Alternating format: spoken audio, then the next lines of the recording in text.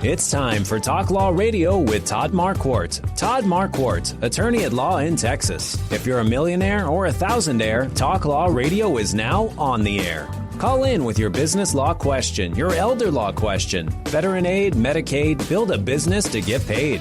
210-308-8867. Or ask a question online at marquardtlawfirm.com. That's MARQUARDT lawfirm.com. And now it's Talk Law Radio with Todd Marquardt.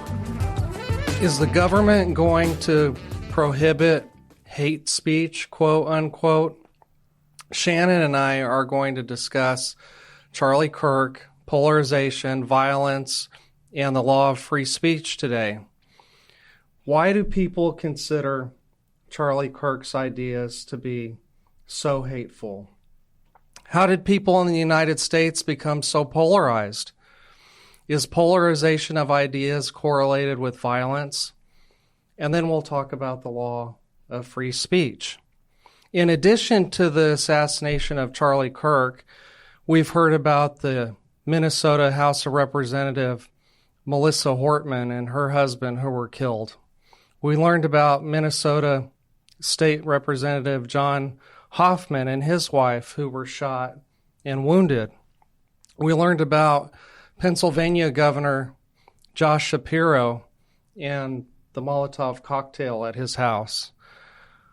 We knew about the attempted assassination attempt at the Trump International Golf Club in Florida. Thank goodness no shots were fired.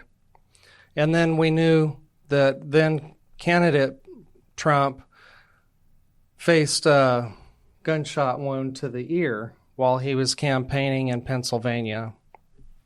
So, should the government define and prohibit hate speech? And if not, what are we going to do to reduce violence motivated by rage against ideas? Welcome to the show, Shannon. Wow. Thank you. Now it's time to discover your legal issue blind spots by listening to me talk about the law on the radio. Welcome to the show again. We're going to be talking about Charlie Kirk and polarization and violence and the law of free speech. Are you planning to pray on this one? Yes, but I'll say the prayer at the end. Okay.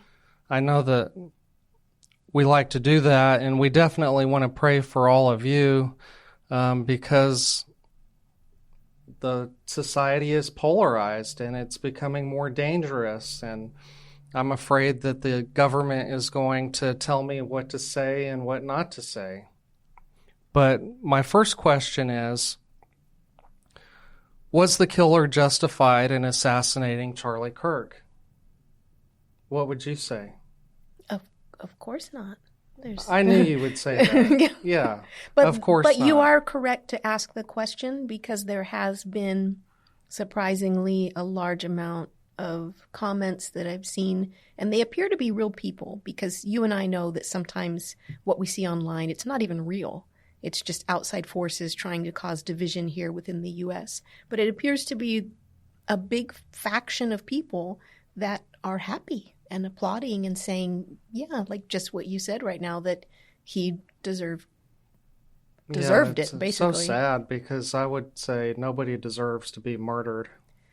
Well, yeah, we live in a country where that's not supposed to be the case. My first thought was you. This has really hit me really hard. And, I mean, he kind of reminds me of you a little bit. You live your life without fear, so that's great. So I don't want to put any fear on you, but you're also a person that's, you know, somewhat of a personality, and you speak your mind and you use this platform to speak your mind. So if this is going to be the new normal, where if people don't agree with you, they can just end your life, of course it's bad. We definitely want to put the message out there that that's not okay. Right. But it wasn't that long ago that you and I had talked about cancel culture. Okay, yeah. Where, you know, I think we were just not in the studio. We were just chatting back and forth about some topic. And it's hard to remember sometimes. We chat. We brought it up like, I'm going to get canceled for saying right, that, or the other. Right. Well, now you have to worry about being killed. Right. Right. Somebody leaving a bad comment isn't the worst thing that can happen to you. Right. That would be the least of our worries now. Although getting canceled is, I would imagine, pretty unpleasant because of the way someone can just hit a button and it's all over. You can have hate from anywhere, you know? We could. So we're talking about Charlie Kirk, God rest his soul, founder and president of Turning Point USA, host of the Charlie Kirk Show podcast, and nationally syndicated radio host. So my next question is, why do some people consider Charlie Kirk's messages so hateful? Can you think of some things that you've heard other people post about or say that they can point to something and say, you know, that was really hateful what he said? Well, what about you? What do you think? You answer first. And that's a very good question. I love your questions. Well, and thank you for doing this. I know of Charlie Kirk, but I didn't follow him religiously. Mm-hmm. I guess I'm too old. I don't feel that old, but he was more of a leader for high school and college age people. Right. I'm learning that too. It appears like the people that really appeared to love him so much were younger people. He was some people were saying he was the voice for that, like the young conservatives. Mm-hmm. So I did find some of the messages, a list of things that people said he said. Yeah, right? That's a very good way to say that. So one of the things that people didn't like was how he talked about gender ideology. Okay. And he had a firm position on that. Right. So he opposed the idea that you could be born with one gender and somehow use medicine to become a different gender. Okay. And he was probably vocal about that. So why does that make people upset? Not just upset, but enraged. Right. That maybe would tie into what we're going to talk about hate speech. Could that be qualified as hate speech?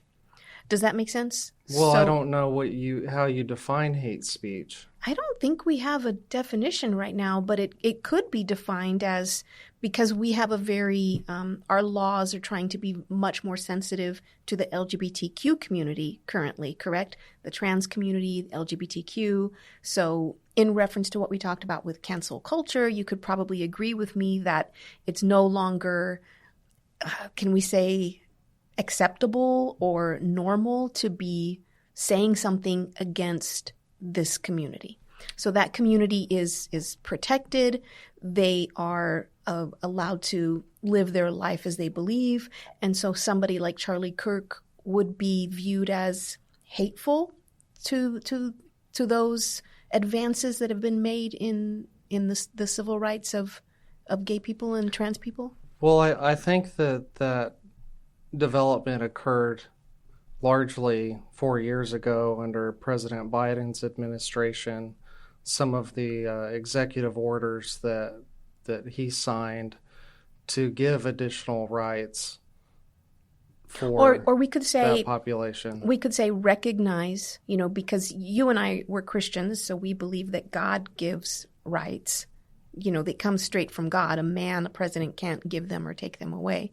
So to recognize that gay and trans people have just as much right as you and I do to live at peace, to live free from any racism, any, kind of discrimination. And that's what people decided our Constitution would say.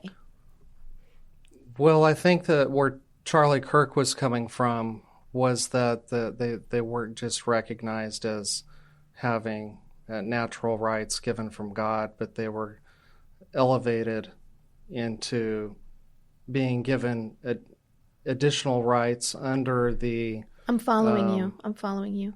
To where he wouldn't even have the right to say his religious belief. Mm-hmm. And because if he did, that would be viewed as hateful. That would be defined as hate speech. He would be canceled. He could be sued. Right. So I think I hear where you're going. And this is just one, you're just on one. I'm sure you've got some more, And so if we're going to define hate speech, what if I were going to talk bad about lawyers?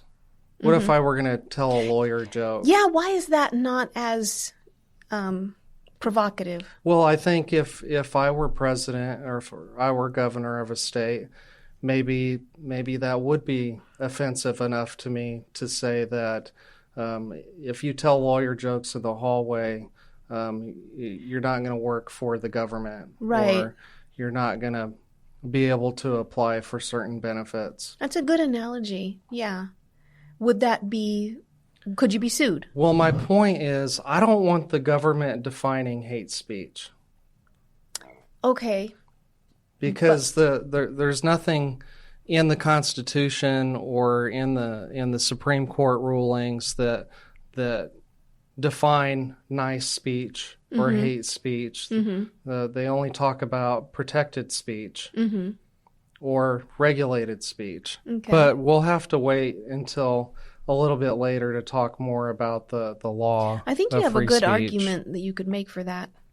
I do want to start talking about polarization. Okay. I did find a definition for that. Okay. Under the Oxford Dictionary says, division into two sharply contrasting groups or sets of opinions or beliefs. So do you think there's polarization on these issues in the United States? Well, and where did that come from? I have some ideas. Yeah. I found a really good scholarly article by Carnegie Endowment. Back in 2023, they released a paper about polarization. Yeah. And some of the things that they found was that the candidates for political office have become more polarized or more extreme within their own parties.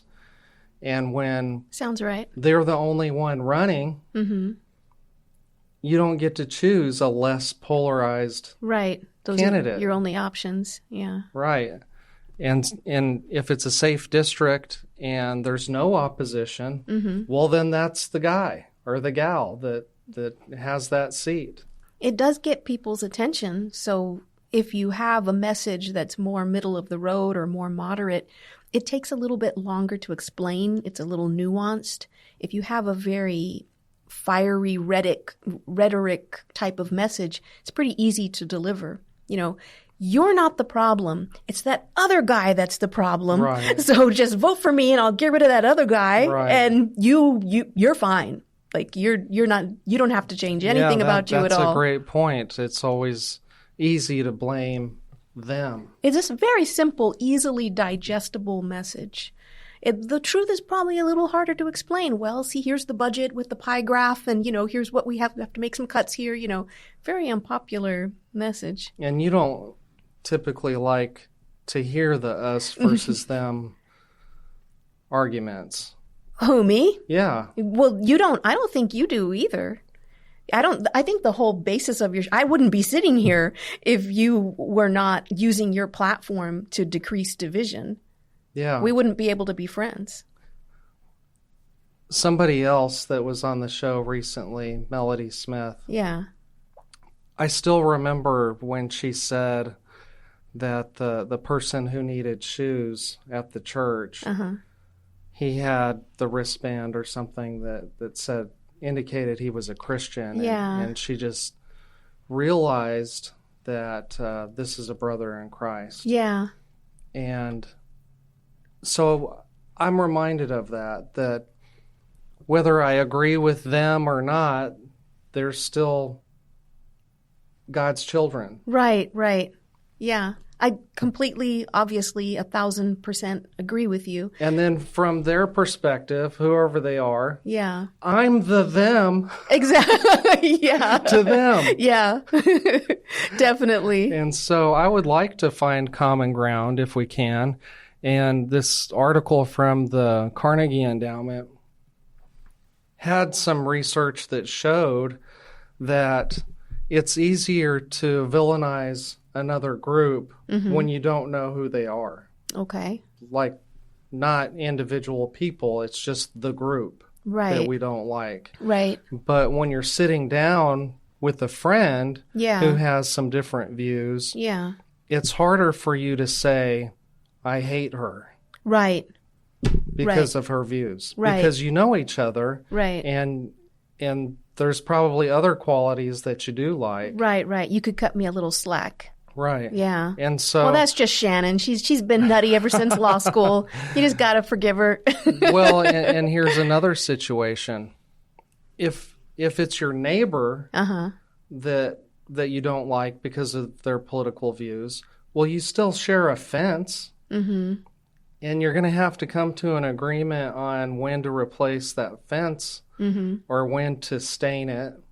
I've had these discussions with neighbors before. Right, right, yeah. I can see. And you want to have some working relationship, and so you don't want to just hate on that person. Yeah, it just makes everything easier, smoother. Yeah, you want to get along. I was hearing that social media might have something to do with our increasing, camps that we find ourselves divided into. Because you get into your little echo chamber. You know, if I'm watching a video, I bet my algorithm knows me, It sends me shoes if I look at shoes, Right. So it learns me, and then I end up just in my little world where to me that's the whole world. That's one, I've told you this a million times, but that's something I really value about our friendship. And you have talked me down before when I have called you and said, hey, I'm hearing this thing, and this is something I'm hearing in my world. Is this true? What's going on here? What's your take on this? And that has been really invaluable for me. I wish everybody had a friendship where they could talk to someone across the aisle. Yeah. So I do want to come back to that point, but there has been some research that shows that the influencers online, they get more attention. Oh, sure. When they're more dramatic. Yes. In their posts. Right. And it feels like it just has to ratchet up and up and up and up and up. Because you're competing against other influencers and you want to get noticed. And so definitely I see lots of shocking headlines that all they want you to do is click. Right. Because that's part of their stats. Right. So that's a very motivating, they get us. They have hacked into our brains and our psyches the way that humans work. And it's a big motivator. It's kind of like fear. Would you call it fear?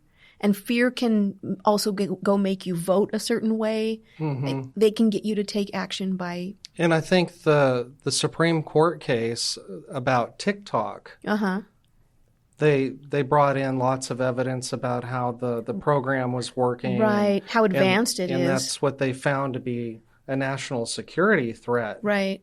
Was because the Chinese Communist Party knew Americans so well. Right, exactly. From watching what kind of TikTok videos we were watching. Yeah, exactly. But I just wanted to mention that not all of my friends on TikTok think the same way I do. And I appreciate that. Yeah. Now, I've probably been defriended or unfriended, whatever the term was, but I never do that to somebody that states an opinion that's directly contrary to what I believe. I want to hear what they have to say, even if I don't agree with it. I know you in real life, so I can vouch for you that is 1,000% correct. I know that that's you, that's who you are, it's what you do. Why is that kind of an anomaly? I don't have a ton of friends like that. Why are so many people? Well, you're asking me questions that take me back to my childhood, Shannon. Okay, sorry about that. Lay down on my couch. I grew up in chaos, and so it's very difficult to make me upset. Wow. Because I've been conditioned. It would take a lot. Be in situations where everything was upsetting. Right. So that's silver lining. That's my secret superpower. Yeah, excellent. It's very difficult to make me upset. Yeah. So I want to talk about the correlation. Is there a correlation between polarization and violence? I mean, not everybody that feels passionate about their issue. True. is going to do something you can have wrong, like a strong opinion, commit violence against somebody else. Yeah, that is a pretty big question. Well, you go first. Well, again, I'll have to post this article, the Carnegie Endowment article from 2023, because it analyzes that a little bit. And part of their conclusion is that some of the people that commit acts of violence against people that believe the opposite of what they believe, they have certain characteristics to begin with. Okay. And one of them is age. Oh, really? Most of them are younger. Oh, wow. And I tell my clients this all the time, that there's a reason the auto insurance industry gives you a discount when you turn 25. Mm-hmm. Because they did studies and they found that that's when the frontal lobe is finally fully developed. Right. And the frontal lobe is where you assess risk. Okay. So if you're younger, you don't think about what's going to happen if I do this violent act. Right. They're just impulsive. Right. So younger people, and the other characteristic would be people that are under the influence of drugs or alcohol, somewhat under the influence, I guess. Right. I know what word you're searching for, like compromised. Yeah. They're not operating at 100%. Right. So again, in those situations, they just take risks that they might not normally take. Right. And so the article goes on to say that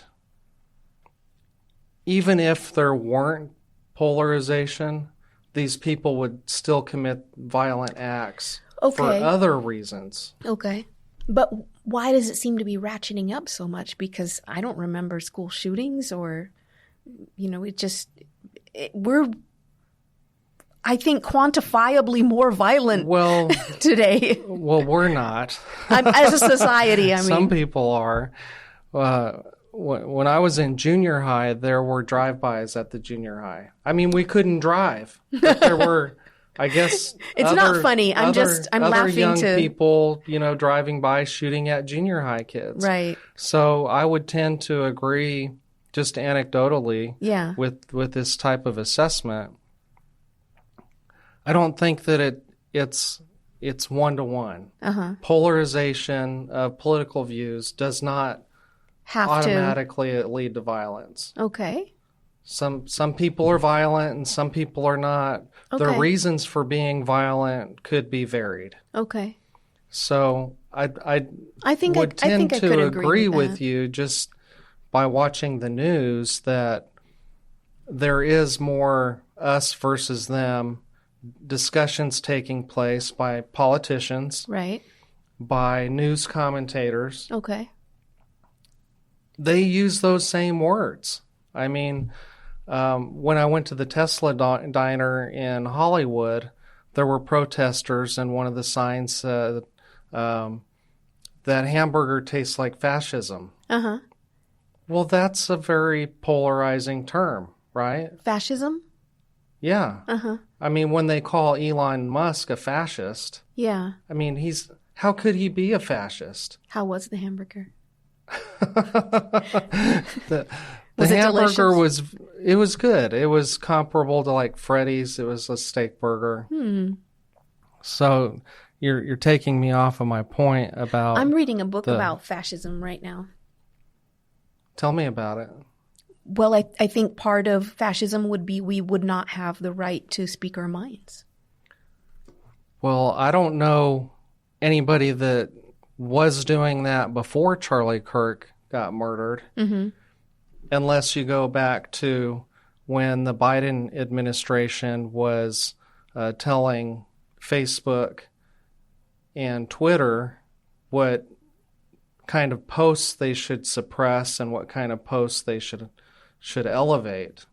There were court cases about this. I heard about it, right. So can we agree that Trump and Kirk and Charlie Kirk are both big proponents of First Amendment rights It's a big deal. If I think about Trump, I think I remember what you're talking about, and that he's always said that free speech is very important. First Amendment rights. Yeah, I remember seeing them say that. We have to stop talking about this. We have to close out this segment of the show. If you want to hear more, you'll have to tune in next week. Same bat time, same bat channel. Talk Law Radio with Todd Marquardt. And we're going to duke it out. Salmon-Haas, San Antonio.